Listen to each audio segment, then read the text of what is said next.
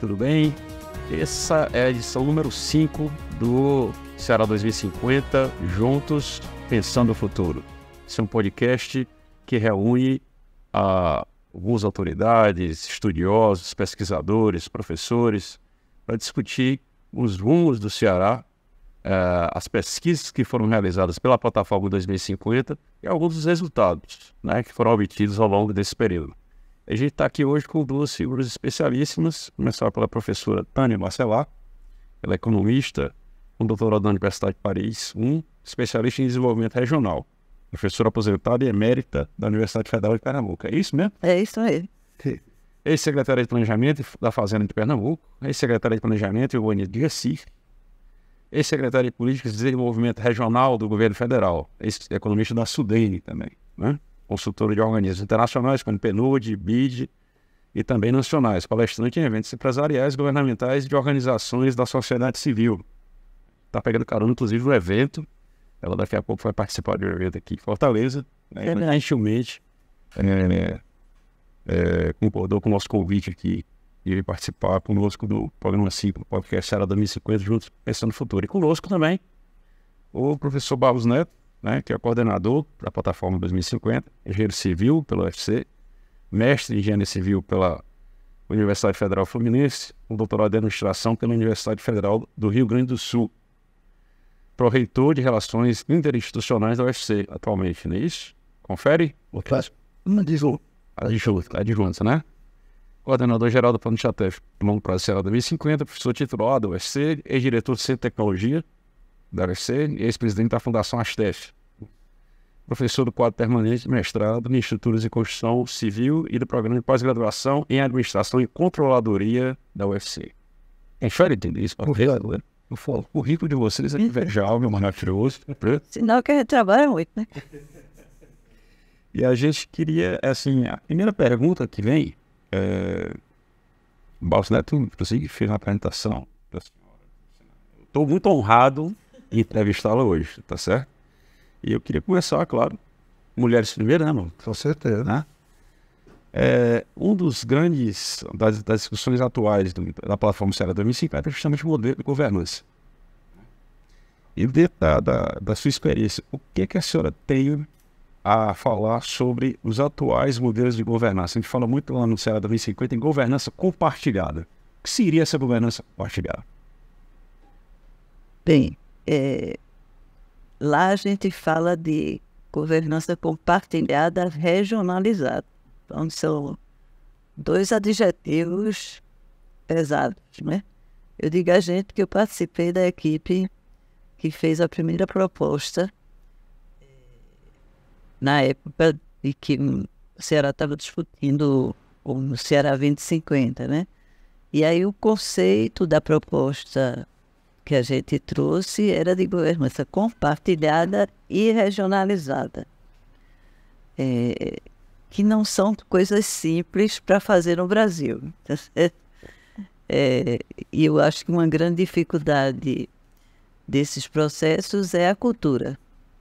A cultura do ambiente social da gente não tem uma tradição de governos fazerem gestão compartilhada. Então, é uma ousadia cearense, mas, primeiro, cearense gosta de ousadia, né? E cearense tem história. Então, aqui, governança compartilhada não é uma coisa estranha à sociedade do Ceará. Na época, nós levantamos várias experiências no Brasil. Terminamos achando uma experiência muito interessante em Santa Catarina, mas o Ceará também tinha a sua experiência, que vinha lá do começo dos anos 90 com o Pacto da Cooperação. Então, como vocês conhecem o Pacto da Cooperação, eu acho que ele é uma aplicação desse conceito. O que é que a gente chama governança compartilhada? É quando um processo decisório, porque a governança termina um processo decisório, ele não é construído num gabinete só. Ele é construído num diálogo social, onde vários atores participam, Claro que tem, no final, um ator que chancela. No caso do Ceará 2050, como é um plano para o futuro do Ceará, o governo estadual tem um papel muito relevante. E tem uma legitimidade especial, porque o governador foi eleito pela população. É como se ele tivesse uma delegação dos cearenses para falar em nome dele. Então, quem comanda um processo de gestão compartilhada, ele precisa ter, primeiro, legitimidade. Então, a legitimidade vem do processo eleitoral, tá certo? Mas o governador não deve decidir sozinho. Geralmente, ele bota secretários, geralmente ele ouve entidades interessadas no tema que ele está discutindo. Então, governança compartilhada significa que você vai governar, mas que você vai partilhar com outros agentes sociais relevantes o processo decisório. E nada mais importante do que o futuro de um Estado, tá certo? Então, mas essa é outra dificuldade, é que, como é o futuro, não é uma decisão para hoje. É uma decisão que, de um lado, é positiva porque ela pode ser amadurecida para ganhar consistência, mas como a gente vive num mundo em que as mudanças estão sendo muito rápidas, toda proposta de longo prazo também precisa de atualizações. Então, a governança, ela tem esse grande desafio, né, de articular de forma partilhada um processo decisório, no caso desse trabalho, olhando para o longo prazo e considerando a necessidade permanente de atualização, porque aquilo que você produz no primeiro momento não é uma Bíblia. Aquilo é um conjunto de propostas que a sociedade chancela num determinado momento, mas como a realidade está muito dinâmica, sempre foi, mas agora a gente está num período particularmente de mudança, a gente chama, tem uma palavra mais pesada, nós estamos chamando de disrupção. A gente vive uma fase de disrupção. É uma ousadia interessante você fazer um plano de longo prazo e assumir uma governança compartilhada. Mas eu acrescentei o adjetivo regionalizada. Por que regionalizada? Porque o Brasil, ele é um país continental e um país que tem um ativo maravilhoso, que é a diversidade regional. E o Ceará é um estado grande. Quando a gente bota no mapa, aparece aquele semiárido, né? Parece que o Ceará é o semiárido, mas o Ceará é muito... 90% do território.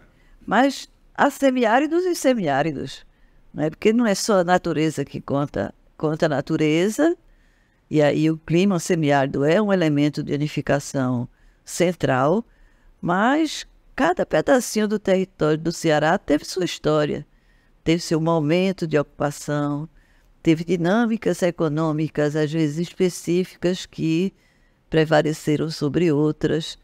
Então, ao mesmo tempo que tem elementos de unificação, tem elementos de especificidades, e essas especificidades são riquezas, são patrimônio. Então, você não pode, num processo de longo prazo, desprezar esse patrimônio, que é uma leitura com o pé no chão, usando as potencialidades de cada lugar. Por isso que o regional também é muito importante, não é? E o modelo proposto para o Ceará 2050 era compartilhado e regionalizado. A senhora falou em cultura, professora. Existe, evidentemente, para você estabelecer um modelo de gestão compartilhada, você tem que dialogar, o poder público tem que dialogar com os setores privados, né? Com ONGs também, organizações não governamentais. E existe hoje, vou pegar também uma fala da senhora, sobre essa pressa, né? A sociedade está exigindo na tomada de decisões. Aí vamos dela. Como é que fica a relação entre poder público e privado dentro desse novo contexto? Geralmente a população exige do poder público, principalmente, uma pressa que ele geralmente não consegue responder a contento, né? Como é que fica isso? Bom, primeiro, obrigado pelo convite, né? Acho que é muito importante agradecer aqui a professora Tânia, é um prazer ela estar aqui hoje nesse podcast com ela. É uma honra. Bom, eu acho que a gente tem que avaliar um pouco mais até a sociedade, né? Então hoje, que a gente até estava conversando um pouco fora aqui, né? A sociedade hoje é muito mais plural, né, do que era. Pelo menos aparecem coisas que na época você não, né, pessoas, entidades que na época eram no passado não se tinham. Então, e aí o que acontece? Um processo se torna muito mais complexo. Então o processo é bem mais complexo. E as urgências são grandes, como você está falando. Então, assim, temos um passivo muito grande no Brasil de várias ações, né, sociais, econômicas, ambientais, que tá tudo junto e misturado, como diz aquele, né, o ditado popular. Então, assim, e aí, ao mesmo tempo, quando você traz estas pessoas que hoje, né, estão fora desse processo, mas que você traz dentro de um processo estruturado para participar, você também está comprometendo essas pessoas, certo? Então, no momento que eu trago lá e o cara... né, e eu vou trazer as pessoas para o debate, porque o que é que acontece? Né? A sociedade é formada em grupo, e eu só converso dentro do meu grupo. Então, dentro do meu grupo, eu tenho aquela visão única ou estabelecida de tal coisa. Só que aquilo ali é uma visão dentro de um contexto do qual está tudo delimitado, né? E aí eu vou ter a mesma coisa de vários outros grupos, cada um com suas visões. Então não adianta, porque... E hoje na sociedade, se nós vivemos numa sociedade democrática, não adianta subjugar o outro, certo? Ou seja, você vai ter que conversar e achar um caminho que seja... quer dizer, que consiga contemplar minimamente ali as pessoas, né? E até dizer assim, eu acho que é uma coisa importante também, né?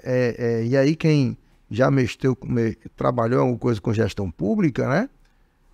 Envolver as pessoas, você vai mostrar a dificuldade pela qual é aquilo ali, certo? Então,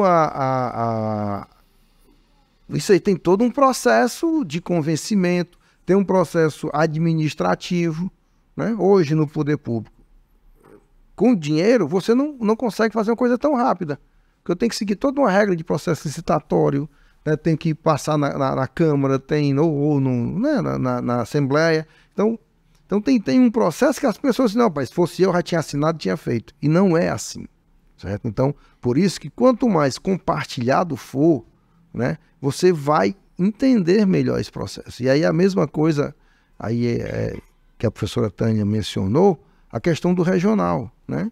O Ceará, né, a gente fica às vezes falando, e há críticas nas novelas, né, de que o sotaque nordestino, todo nordestino que aparece na TV tem um sotaque, e nós sabemos que somos nordestinos, que os sotaques são totalmente diferentes.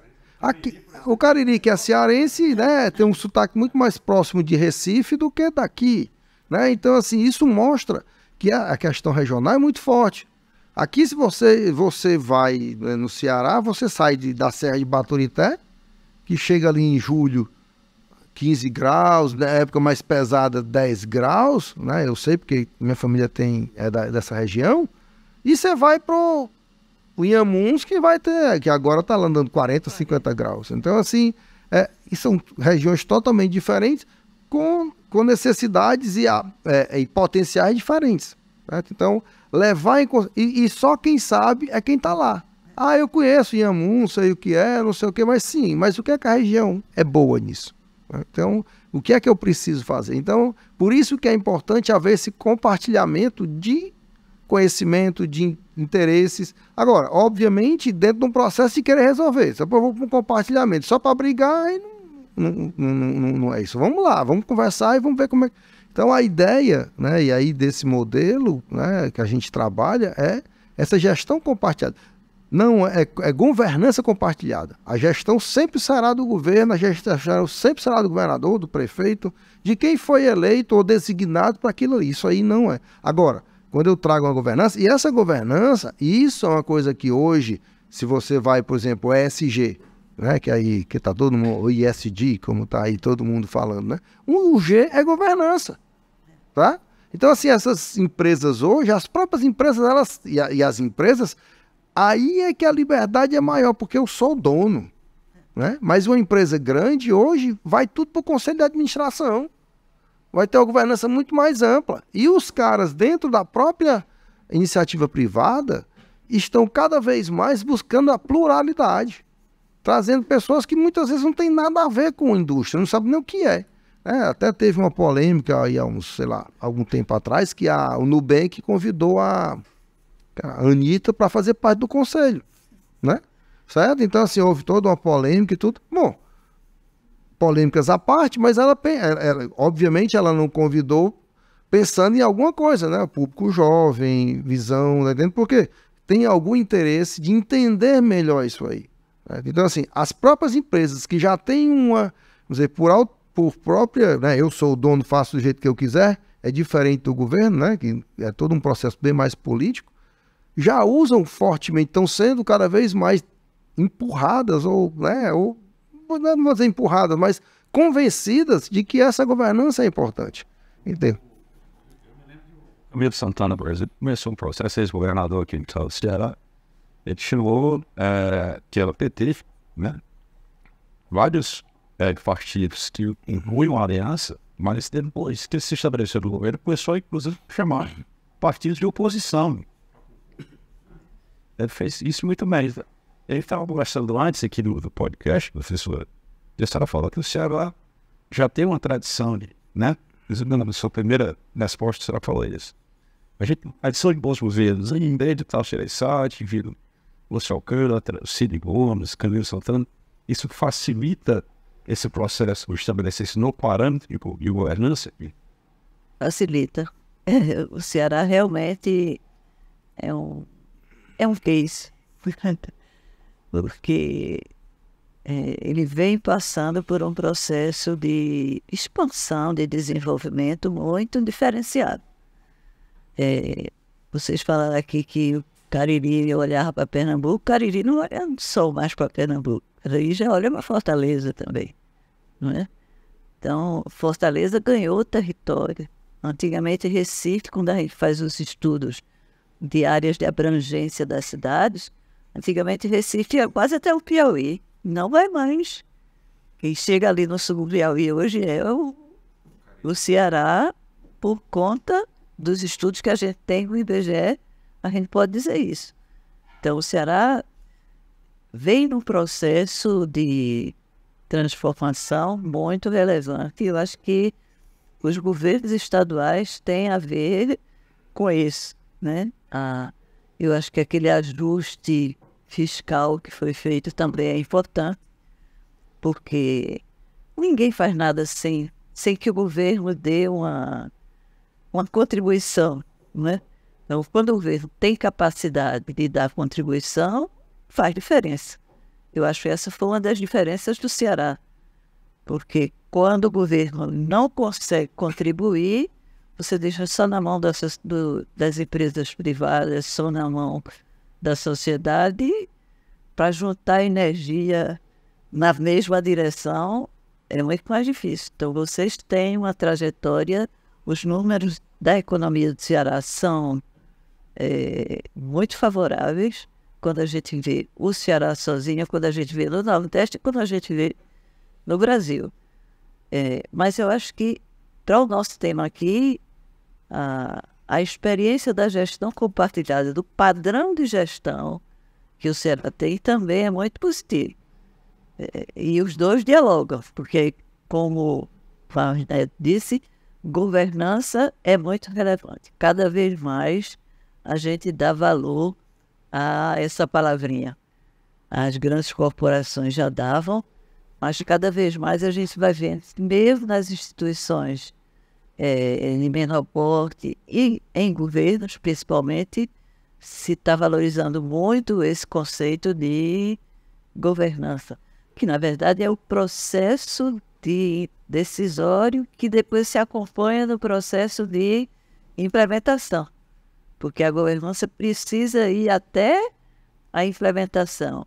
e precisa ir até a avaliação, para que a informação retorne e você possa atualizar a sua decisão a partir da realidade. Então, esse conceito, ele é um conceito muito interessante. E o Ceará, eu acho que é um dos lugares onde dá para você fazer uma experiência de governança compartilhada e regionalizada muito interessante, pelo que eu falei, pelo que a gente estudou na época. Porque o Ceará, a gente levantou várias experiências do Ceará que vão nessa direção. Então, veja, eu falei do Pacto de Cooperação, o Pacto de Cooperação tinha pactos regionais, tinha fóruns setoriais e tinha fóruns temáticos. Então, é de uma complexidade muito interessante, tá certo? Não é em todo canto que a gente encontra a diversidade de movimentos que o Pacto terminou promovendo, né? Vocês têm pactos que são mais restritos, digamos assim. Por exemplo, pactos empresariais. Aí não tem governo. Mas a gente listou, por exemplo, o Agropacto, que junta empresários da área da agropecuária. Então, é antigo. E foi interessante a experiência, não é? Ecossistemas de inovação discutido pela FIEC. Ecossistema, a palavra já diz. Ecossistema é um conjunto de atores atuando em sinergia na mesma direção. Essa palavra hoje é muito usada, esse conceito hoje é muito usado. Mas a gente encontrou esse conceito lá atrás na FIEC, falando em ecossistemas de inovação. É muito importante agora nessa questão da implementação da alternativa hidrogênio verde, E caso do Ceará. Participando ativamente. a gente encontrou também compartilhamento em programas e projetos. Então, por exemplo, existia o Fórum Cearense dos Comitês de Bacia. Ainda existe. Que recurso hídrico aqui é um elemento central no projeto de desenvolvimento, né? Então, vocês têm, de um lado, as universidades tiveram um papel muito relevante, porque os estudos, as orientações eram muito consistentes, mas grande parte desse pulo que o Ceará deu na gestão de recursos hídricos tem a ver com o modelo de governança.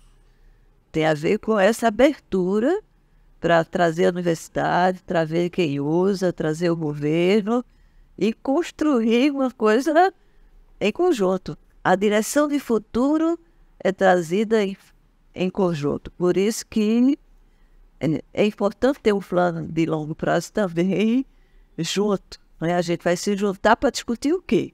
Vai se juntar para discutir o futuro, tanto nos seus desafios como nas suas oportunidades. Então, o Ceará, eu acho que tem uma tradição, tem um germe de cultura, de compartilhamento, que muitos lugares no Brasil não tem, tá certo? No primeiro governo Cid Gomes, a gente encontrou o modelo regionalizado de gestão de um projeto piloto do Cariri. Olha só. Então, veja, você tem uma sub-região e você tem um projeto para aquela região e você faz um modelo de gestão regionalizado e compartilhado ali. Tá certo? Então, não é uma coisa estranha ao Ceará o que a gente está discutindo.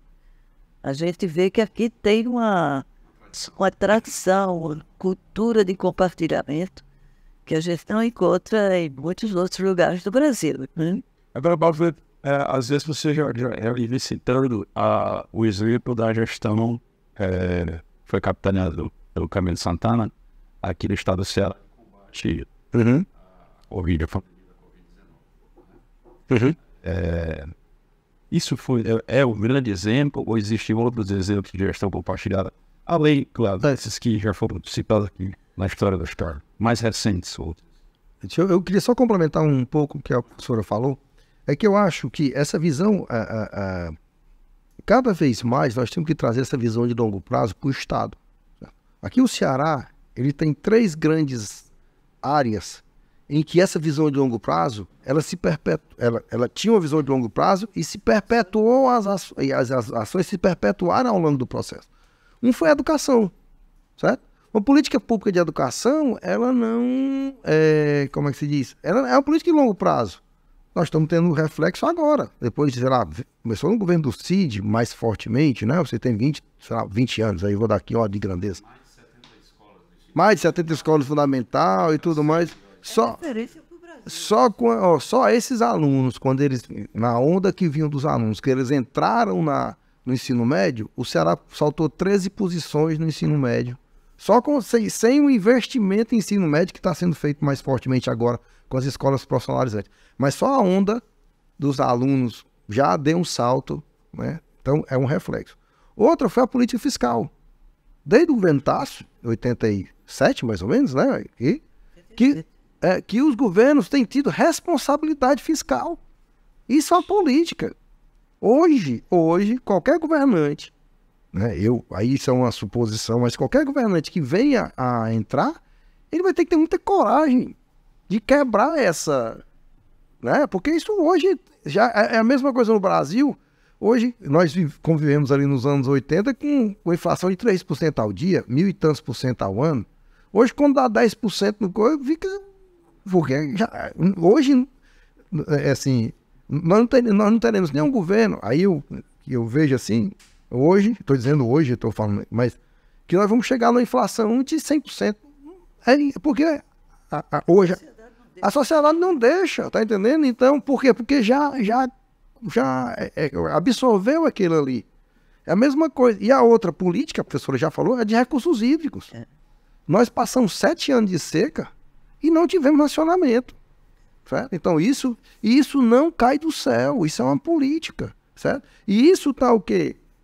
Dentro de uma visão de longo prazo. Hoje nós estamos aí, por exemplo, na disputa aí, né, dessa questão de hidrogênio verde, porque houve um investimento ao longo. Nunca ninguém investiu em energia solar, pensando, não, vou fazer porque vai ter o hidrogênio verde. Não. Era uma estrutura né? Tanto é que a matriz hoje energética no Brasil hoje é quase 50% de energia renovável, né? Então isso é muito forte. E hoje o Ceará está podendo se aproveitar disso porque tem essa, né? Como também o porto, né? Então assim, são coisas estratégicas que você pensa que vão mudando isso aí. E a governança ela ajuda muito nisso, porque você traz vários atores que vão trazer, então, rapaz, você está esquecendo isso, você está lembrando disso, nós temos que pensar, melhorar isso aqui. E também compromete. E aí eu vou entrar na pergunta que você me fez, né? Na Covid, né, o governador, na época, Camilo Santana, o que é que ele fez? Ele criou um grupo, não mutou uma governança, mas criou um grupo de pessoas de várias, né, do Poder Judiciário. Fez gestão compartilhada. Gestão compartilhada, pronto, justamente isso. É um exemplo claro. O que é gestão. Pronto. Aí o que ele tinha? Ele tinha um grupo que tinha lá com era representante da indústria, representante do judiciário, representante das universidades. Era um grupo. Aí eu não tenho essa, mas era um grupo que o quê? Ele se reunia frequentemente com esse grupo para debater as questões da Covid. E ações que eram de cada um. Porque tinha coisas que dependiam do jurídico, dependia da Assembleia. Né? Por exemplo, teve que criar lá um processo na Assembleia para pegar recursos para a questão de saúde. Então teve que ter uma ação na Assembleia. Se o cara está lá discutindo, ele já vai chegar lá com outra visão. Tinha coisas que dependiam do Poder Judiciário, de analisar como é que legalmente ele poderia fazer aquilo sem se comprometer. Né? Todos os parlamentares, vocês têm direito a 1 milhão. Pronto. Pronto. Então, então, é esse tipo de coisa que quando você bota todo mundo no jogo... Isso é gestão compartilhada. Gestão compartilhada. Aí, e eu vou dar um exemplo de que foi o resultado da gestão... Um dos resultados da gestão compartilhada foi o Elmo. O capacete Elmo, que foi um capacete para a questão respiratória, não invasivo, né? Não era não entubava. E salvou milhares. E hoje é um case de sucesso no mundo afora. E uma das coisas que ajudou o Elmo foi que o quê? Quando apareceu, obviamente, essa pesquisa, que já era um trabalho coordenado pelo professor Marcelo Alcântara, aí já estava todo mundo reunido que tinha a ver. Então a academia trouxe, veio o governo com o apoio financeiro, né, da FUNCAP, mais especificamente, que era o órgão de... né, trouxe a FIEC, né, que também colocou recurso, né? Então, assim, várias... E isso, estava todo mundo na mesa. Você corresponsabiliza. E negocia muito mais rápido. Porque se você chega lá e diz, não, eu vou ligar aqui pro presidente da FIEC, vou ligar aqui pro presidente da FUNCAP, vamos marcar uma reunião. Não, pô, tá aqui, vamos, traz pra cá que a gente vai resolver como é que é. Tá entendendo? Então, é essa visão de compartilhamento. Todos nós somos cearenses. Todos nós queremos o crescimento do Estado. Todos nós queremos acabar com a pobreza. Uma pessoa em sã consciência não vai dizer isso. Agora, eu tenho um modelo, ideologicamente, pessoalmente, de como fazer. Eu tenho outro. Isso é normal, isso é democrático, certo? Ah, se eu sou um liberal, eu tenho. Não tem nenhum liberal que esteja defendendo pobreza, não. Eu não conheço. A professora da área de economia. Pois é, mas assim, mas assim, não tem ninguém na economia defendendo, né? Todo mundo quer o crescimento do Estado. Agora, tem um com mais Estado, com menos Estado, um de uma forma, mas todo mundo, tá entendendo? Então, assim, isso cresceu justamente no debate, no confronto. E a gente tem que ter essa consciência de que o conflito existe, mas o conflito não deve ser evitado, ele deve ser discutido, trabalhado, colocar as pessoas para resolver. Eu vou usar um termo assim bem... fazer DR, né? Eu sei, uma DR nada mais é do que um conflito que você tem e você pode discutir aqui uma relação e ver como é que a gente resolve isso. Entendeu? Assim, do ponto de vista, por exemplo, ideológico. Deixa eu dar só um dado aí, resultado danado do caso que ele trouxe, né? Que eu acho que é um caso típico de gestão compartilhada, que é o enfrentamento da pandemia. Qual foi o resultado dessa experiência? Todos os estados do Nordeste, que é a região vista somente como a região mais pobre do Brasil, tiveram um número de mortes por 100 mil habitantes abaixo da média nacional. Teve a ver com o padrão de gestão da pandemia que o Nordeste realizou. O exemplo do Ceará é um exemplo, mas junto com o Ceará, o Consórcio Nordeste, que é outra novidade, é outro processo de compartilhamento. Só que é compartilhamento só entre os governadores, porque aqui a gente está falando de compartilhamento entre governo, sociedade civil, ambiente empresarial, então é um compartilhamento mais amplo. Mas os governadores também compartilham hoje. Eles criaram um núcleo de lugar para compartilhar, que é o Consórcio Nordeste. O Consórcio Nordeste criou um grupo de cientistas, e aí foi para a universidade, atrás do conhecimento acadêmico. Os cientistas estavam ligados com os cientistas mundiais, porque ninguém sabia que vírus era aquele, então você não podia ficar no laboratório, você tinha que olhar para o mundo e dizer, já descobriram o que é o quê, tá certo? Para trazer para cá. Eles se apoiaram no núcleo de cientistas e os vários governadores, eles ouviam os cientistas para dizer, agora tem que fechar, não tem jeito. Aí precisa negociar com o ambiente empresarial de que vai fechar. Se no Ceará o ambiente empresarial já estava na mesa, é muito mais fácil depois convencer o cara. Você vai fechar agora, o cara diz, mas não fecha 15 dias, não, fecha em 10. Então vamos tentar os 10, tá certo? Então a mesa do compartilhamento resulta nisso, né? E o indicador é incrível, porque tudo que é dado social ruim, o povo diz que é o Nordeste. E o Nordeste, todos os estados tiveram índice de mortes, que é o pior indicador do Covid, abaixo da média nacional. E eu acho que é interessante que a professora está trazendo, porque também nesse mesmo grupo da Covid, né, de enfrentamento da Covid, também tinha um grupo de suporte à decisão, que tinha muitos dados. Eles são, por exemplo, até dentro de um programa Cientista-Chefe, que é um programa do governo do Estado, tinha o professor José Soares, que era ligado ao IPS. Então ele desenvolveu os modelos matemáticos que já ia dizendo, ó, essa onda agora vem, daqui a pouco nós vamos precisar fechar, abre. Então, assim, tinha esses dados, e aí tinha essa negociação, vamos 10, vamos abrir tal canto, fechar tal canto, tal. É esse processo que a gente tem que estar imbuído em discutir, né, e buscar soluções com dados. Né, com dados. Né, também eu acho que a gente tem cada vez mais buscar essa inteligência, né, para dar essas informações. Porque isso também é um ponto. Né? Muitas vezes a nossa decisão era muito intuitiva. Não estou dizendo que intuição não faça parte. Eu também não consigo tomar decisão totalmente de Simon, não consigo, eu tenho a racionalidade limitada, eu não consigo tomar decisão com todos os dados. Mas, obviamente, eu tenho os dados que já vai me dar um mínimo, que é mais fácil do que sem ter nada.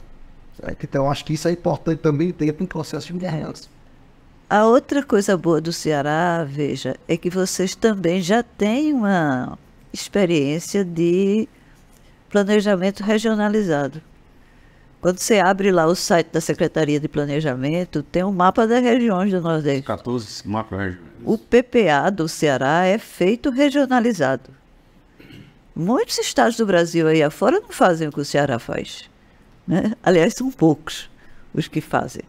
E aqui é um dos exemplos no Brasil de que é possível e é bom fazer planejamento regionalizado. O PPA, que é um instrumento de médio prazo, porque é todo um governo que vai abranger, ele é feito aqui regionalizado, considerando o mapinha das regiões. Qual é o outro desafio? É que você, para compartilhar, você tem que abrir o processo decisório. Inclusive, PPA é participativo. Participativo. Aí é onde eu vou chegar. É regionalizado e participativo. Porque aí você tem que envolver vários atores na região para trazer o processo decisório que está em curso. Então, ele já é participativo. A grande dificuldade é assim, qual é o limite do participativo? Qual é o tamanho do participativo? Que atores eu vou convidar para sentar na mesa? Então, tudo isso tem que ser discutido, porque a palavrinha participativo, ela pode ser participativa só com quem manda. Tá certo? Mas você pode ser participativo com quem discorda de você. Não é? Então, é muito rico um processo participativo. E o Ceará, eu diria, não é uma maravilha o lado participativo, que assim, olhando de longe, eu acho que ainda tem vários atores que poderiam ser incorporados, mas já tem essa experiência, não é, que é importante. Um processo também cultural, né? Porque tem que se acostumar e falar, e exigir, né? Negociar, não é? Porque você só não entra para ganhar, você entra para negociar. Esse é o ponto. Agora, no modelo Ceará 2050, né? Como é que foi pensada a governança compartilhada especificamente? Eu vou... Você passou aqui para mim, mas a professora Tânia já mencionou, quando nós montamos o modelo, ela coordenou esse processo, né, com a equipe dela de criação desse modelo. E a criação desse modelo foi sempre dentro de uma visão de uma gestão compartilhada. Então nós temos lá a ideia de um comitê estratégico, certo? Que é onde vamos fazer lá a Covid, né? Ou seja, seriam as grandes lideranças do Estado, em que eles vão receber várias informações para poder decidir os rumos. Rapaz, vamos investir nessa política, vamos pensar nisso, vamos pensar naquilo, sempre com visão de longo prazo. Então é um comitê estratégico formado pelas as lideranças institucionais do Estado, certo? Aí é como se você pensasse, obviamente fazendo as devidas adaptações, num conselho de administração de uma empresa. Né? Ou seja, qual é a visão de um conselho de administração? É a perpetuação da empresa. Certo? Então ele pensa em tudo. Ele pensa como é que o Estado vai crescer, essa é a visão. Só que o conselho de administração da empresa, ele decide e tudo que ele decide é implementado. Isso é verdade, é verdade. O modelo que a gente propôs, ele sugere isso. E quem comanda o conselho é quem decide. Isso. Quer dizer, muito mais consultivo Com certeza. Não é deliberativo. Não é deliberativo. A professora, perfeito, é isso mesmo. Mas a visão do conselho é que tem várias pessoas pensando. Agora, nós temos lá o Fórum Permanente, que aí é formado por várias entidades, né, das mais diversas áreas, que vai ser aonde vai haver o debate mais fortemente, né, em que vai ter sugestões e tudo mais dessas entidades, que aí é do terceiro setor, da sociedade civil, da indústria, da academia, do governo, ou seja, ali é um espaço de debate. Obviamente, dentro de toda uma técnica e tudo para que você... Então, tem os fóruns permanentes.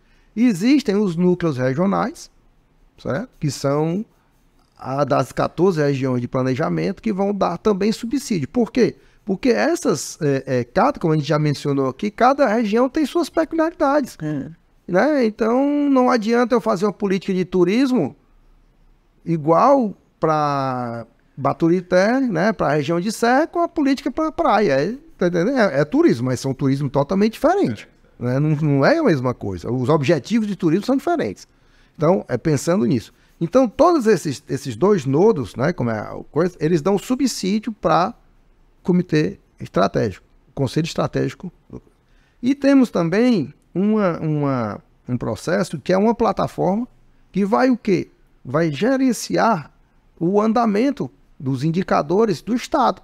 Plataforma na internet, acessível. É uma plataforma coordenada pela CEPLAG, com dados gerenciados fortemente, não é exclusivamente, mas com base nos dados do IPES, que é o Instituto de Pesquisa e Estatística do Ceará, né, que é o centro de maior referência, que vai subsidiar isso aí, que vai dar nortes, né, destes processos. E também os projetos que vão estar sendo acompanhados, como é que está o andamento desses projetos e tudo mais. Por quê? Porque aí eu estou trazendo os dados para as pessoas discutir. Porque às vezes isso é muito comum, né? É comum. Todo mundo puxa, é normal, cada um puxa para o seu lado. Então, por exemplo, rapaz, nós precisamos de água para isso, de água para isso, de água para isso, de água... Sim, mas a capacidade do Estado, o número está aqui, são tantos 1000 metros cúbicos de água. Então, tudo que vocês estão pedindo, eu não tenho capacidade. Certo? O número está mostrando isso é técnico. Então, o que é que eu vou fazer? Rapaz, vamos pegar e vamos dividir isso aqui. Como? Aí vamos negociar. Entendeu? Mas se você for... É a mesma coisa. Rapaz, eu preciso de dinheiro para isso, para isso, para isso. Não tem. O que é que a gente faz primeiro? Qual é que a gente vai investir? Vamos fazer isso. É esse tipo de coisa que esses dados eles são importantes para que as pessoas possam tomar decisão com o mínimo de informação. Né? E aí é importante ter os dados, ter os técnicos que façam esse debate, até dentro da visão da Covid que a gente tinha. Ou seja, eu estou dando informação que o cara vai poder decidir. E o último ponto, que aí que a gente tem lá, é uma secretaria da governança, secretaria que vai operacionalizar isso. A gente até usou esse termo, a gente está tirando um pouco para não... Porque existe, né? Porque existe a Secretaria Executiva do Governo. Então, pode gerar... Mas é a Secretaria da Governança, que vai ser ligada... Unidade de apoio. Que vai a unidade de apoio, ligada à CEPLAG, é o nosso proposta, que vai coordenar esse processo. Que eu vou precisar organizar a coisa, pegar as datas, preparar tudo, e tem que ter um núcleo que faça isso, certo? Agora, se eu te perguntar... Desculpa. Não... Professor, agora sim, para o cidadão comum que está enxergando de longe, né? Já existe toda uma estrutura governamental montada, tá? Para gerenciar o Estado, né? Para que criar mais um modelo, mais uma governança compartilhada paralela ao Estado? Isso aqui vai burocratizar, dificultar? Como é que isso chega para o cidadão? Veja, primeiro eu vou fazer uma correção aqui, que não foi eu que fiz esse modelo, tá certo? Esse modelo, ele estava dentro de uma contratação bem mais ampla e foi uma das boas experiências. Eu tenho uma empresa de consultoria hoje. Depois que me aposentei da universidade, eu tenho uma pequena empresa de consultoria lá em Recife. E a gente fez uma parceria com uma empresa de consultoria cearense, que nós não somos doidos de botar o pé no Ceará sozinhos. Então... a gente trabalhou com a empresa de João de Paula, verdade. Que era uma pessoa que conhece o Ceará profundamente e que vinha da experiência do Pacto de Cooperação Cearense. Então a gente foi buscar, junto com vocês, fomos buscar uma empresa de fora que era bom, porque o nosso olhar não era cearense. Então a gente tinha uma capacidade de criticar, de aportar diferente, mas o grande lastro era a empresa de João, que conhecia o Ceará, já tinha plantado essa semente aqui, não é? Então foi muito importante a nossa parceria com eles.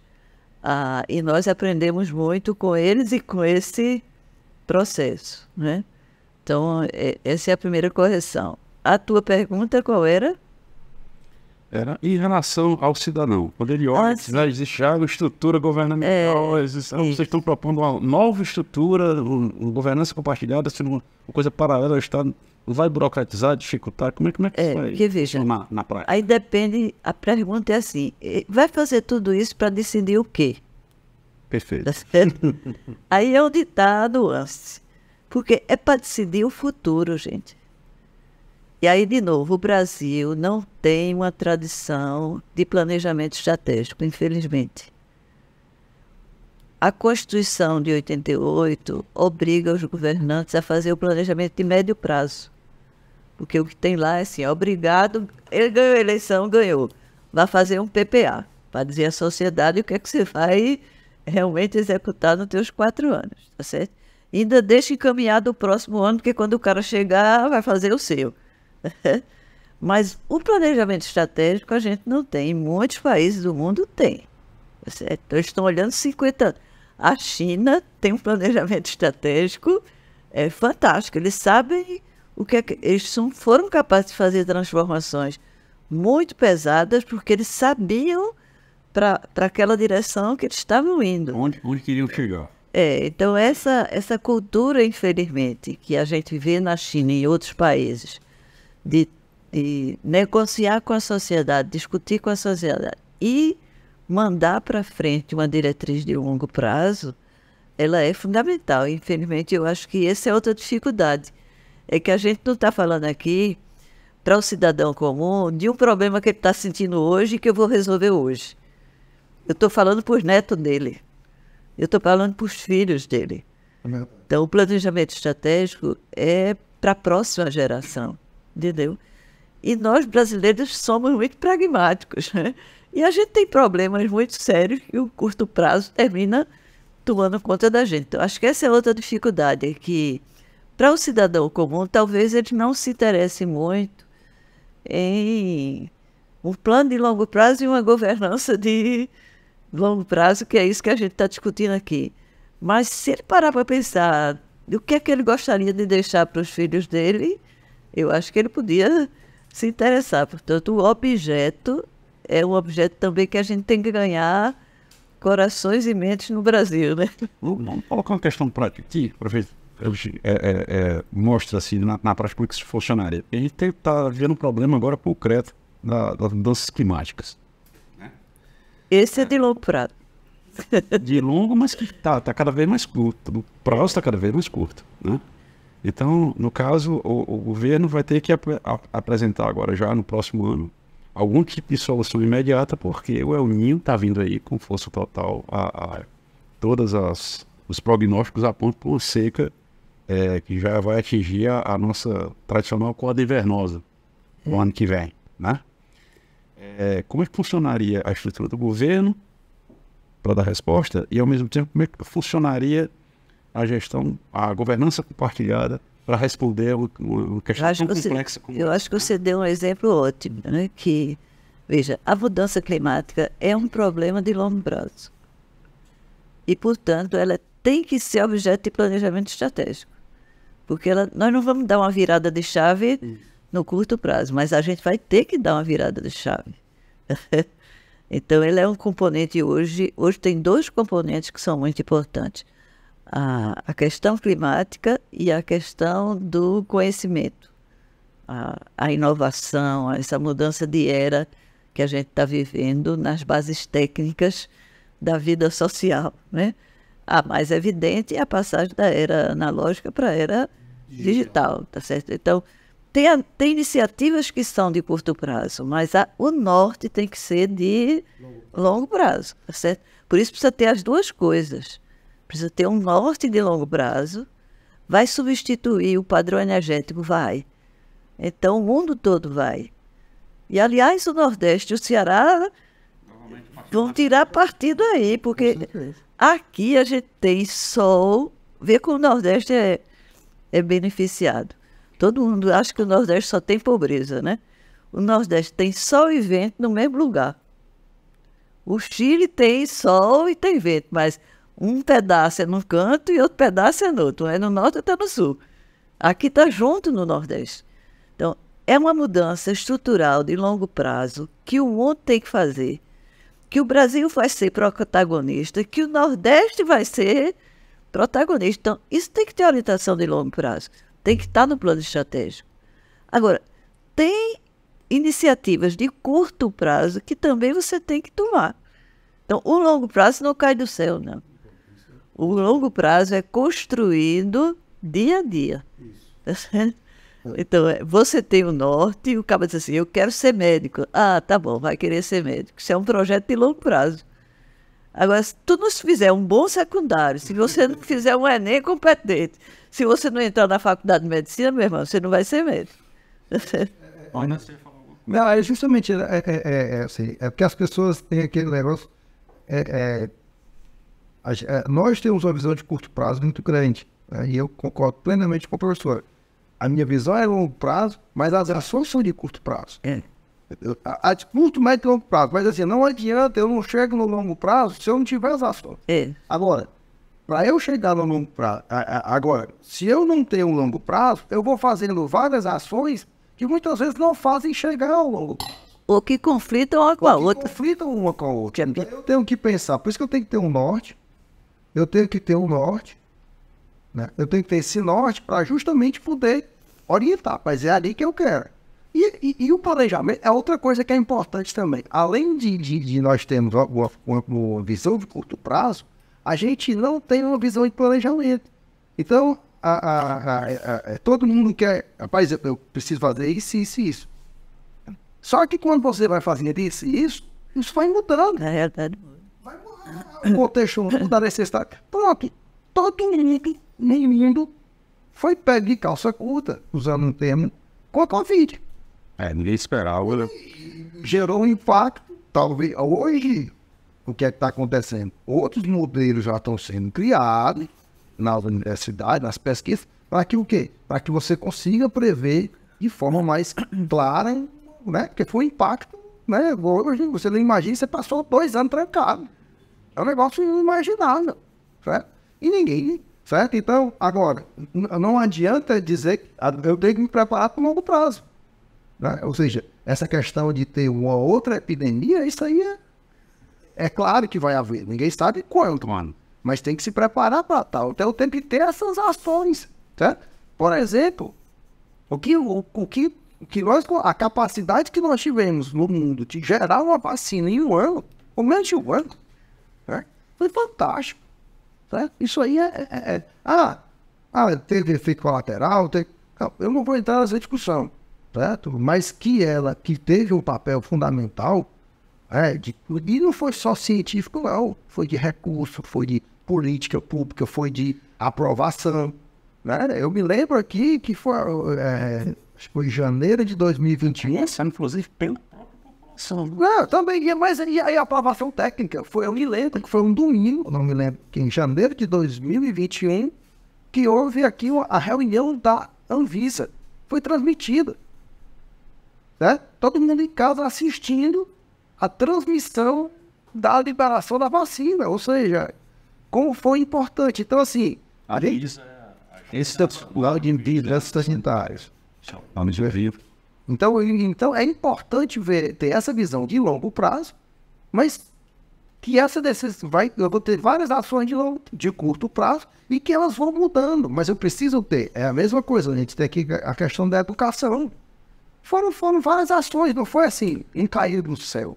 Ali foi aquela questão que até virou política nacional, né? Que é na idade certa, né? Programa de alfabetização da idade certa, né? Começou aqui no Ceará e foi feito, e hoje é política nacional, certo? Então, aquilo ali foi uma decisão política, mas que tiveram várias ações. E com certeza, ao longo do processo, teve coisa que eles acertaram, tem coisa que eles erraram. Tem coisa que mudou, que deu certo. Então, assim, é um processo de construção. Mas eu tinha um objetivo ali muito claro, que é a visão de longo prazo. Então, é isso que a gente precisa desenvolver no nosso país. Eu concordo plenamente com o professor, a cultura. Vamos ver qual é o estado que eu quero daqui a 30 anos, para os meus filhos e para os meus netos. Qual é o estado que eu quero? Eu já pensei nisso. Certo? Não, eu quero um estado, por exemplo, uma das coisas que a gente fala no Ceará 2050 é que hoje o Ceará ele é 4% da população e 2% do PIB. Isso aí, eu estou aqui falando de grandeza, mas isso tem crescido um pouco, mas isso aí tem mais... O Nordeste é 28-14. Mantendo a mesma proporção. Então, assim, vamos fazer uma política para duplicar o PIB, né? Ficar 4-4 ou 28-28, certo? Isso, eu dobro a renda das pessoas. Você imagina dobrar a renda das pessoas. Então, isso é um... Agora, isso não acontece. Eu tenho de hora para outra. E eu tenho que ter várias políticas na área de educação, na área de saúde, na área de infraestrutura. Tem muita coisa. Agora, eu preciso pensar para canalizar os recursos. Para chamar as pessoas, partilhar com outras pessoas. Qual é o papel da universidade nisso? Qual é o papel da iniciativa privada? Qual é o papel do poder público? Porque muitas vezes o pessoal fica dizendo, o desenvolvimento do Estado, e eu estou falando aqui com a referência mundial em desenvolvimento, que é a professora, que é o quê? É do Estado. Não é. O Estado ele tem um papel fundamental, mas ele sozinho não faz o desenvolvimento do Estado. Sozinho ele não consegue. Ele precisa da universidade, ele precisa da indústria, ele precisa da sociedade civil. Todo mundo tem que estar imbuído nisso aí. Agora, nessa compartilhada, ajuda naquela visão ideológica que o Estado tem que atuar somente como um indutor de desenvolvimento, tem que se desresponsabilizar de algumas obrigações. Ajuda nisso aí? Fortalece esse tipo de visão? Eu acho que ajuda, né? Porque, de fato, principalmente num país como o Brasil, não dá para a gente pensar que isso vai cair do céu sem o Estado estar presente, né?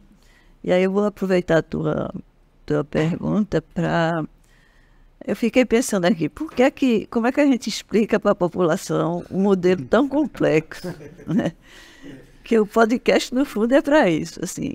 E, de fato, o modelo é complexo. Eu não sei qual é a versão do modelo atual, que o pessoal já trabalhou, já atualizou, mas quando a gente fez o modelo, ele era complexo mesmo e, portanto, tinha uma organização que levava para o processo decisório e tinha uma organização de escuta mais ampla, que eu acho que o nome que a gente usou foi fórum. Né? Esse fórum, ele é muito interessante porque ele é um momento de que você vai ter um conselho que é mais restrito, mas esse conselho vai ouvir um fórum, tá certo? E o fórum é bastante amplo. Eu participei desde o começo do governo Lula do Conselhão. Então, o exemplo, eu participei do primeiro, do segundo e agora estou nesse. Esse fórum é consultivo. O que é fórum consultivo? É para os que estão decidindo apurar o ouvido. Presta atenção, né? Presta atenção, escuta o cara que está lá vivendo o dia a dia. Eu acho que foi uma das experiências mais interessantes que eu tive na minha vida foi participar do Conselhão. Porque na época, quando eu participei do primeiro, eram 99 pessoas. O de agora, que foi recriado, tem 250. Isso funciona na prática? Funciona se você quiser ouvir. Você não vai decidir ali. E esse foi um grande debate que a gente teve quando o primeiro Conselhão foi criado. É que o Congresso começou a chiar. Para dizer, por que é isso? O presidente está criando um negócio paralelo. Se ele quiser discutir, tem aqui um Congresso Nacional para discutir, que foi gente eleita pelo povo. E vai esquecer o Congresso se apoiar nesse conselho. O presidente tem que ouvir quem ele quiser. Então, ele é obrigado a ouvir o Congresso. Mas ele é permitido a ele, antes de ouvir o Congresso, ele ouvir a sociedade. E, na verdade, esses fóruns consultivos, eles funcionam como escuta da sociedade. Quanto mais diverso, melhor. Quanto mais diverso, melhor. O tamanho de agora me assustou também, certo? 250, como é que a gente vai operar 250? Certo? Então, eles estão resolvendo lá operar por grupos temáticos. Então, a operação em 250, mas a experiência dos 90, dos 100, vamos arredondar, foi muito interessante. E eu nunca esqueço, assim, que no começo a gente não sabia o que fazer e era muito tensa a reunião. E no final a gente fez uma avaliação. Por sinal, o presidente usou o conselho quando veio a crise de 2008, 2009, que não estava prevista. Tá certo? A crise de 2008, 2009 foi um momento muito difícil. E o presidente chamou o conselho. Tá certo? Ele deu uma diretriz, que eu nunca me esqueci dessa diretriz dele. Ele disse assim: eu só tenho uma coisa para pedir a vocês, não joguem a crise nas costas do povo. Então essa baliza está aqui, daí para cá podem trazer sugestão, tá certo? E a gente terminou tirando um subgrupo, e ele se reunia com esse subgrupo, era um grupo heterogêneo. Então tinha presidente da FEBRABAN, tinha presidente do Centro das Indústrias, tinha o povo do agronegócio, tinha Dona Ruth Arnes, que representava a sociedade civil, então era um negócio misturado. Esse grupo ajudou ele toda semana, toda segunda-feira, ele se reunia com esse grupo, porque ele ouvia os ministros, mas ele ouvia também que estava lá na ponta sentindo o impacto, tá certo? E tinha que ser visões diferentes, tá certo?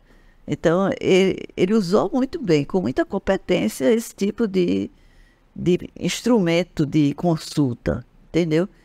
E eu nunca esqueço a última reunião que a gente fez, no final do mandato, já do segundo mandato, sobre a experiência que cada um tinha tido. O dirigente de uma grande empresa brasileira privada, que era do grupo, ele fez um depoimento que eu nunca vou esquecer. Ele disse: isso aqui é uma escola de cidadania.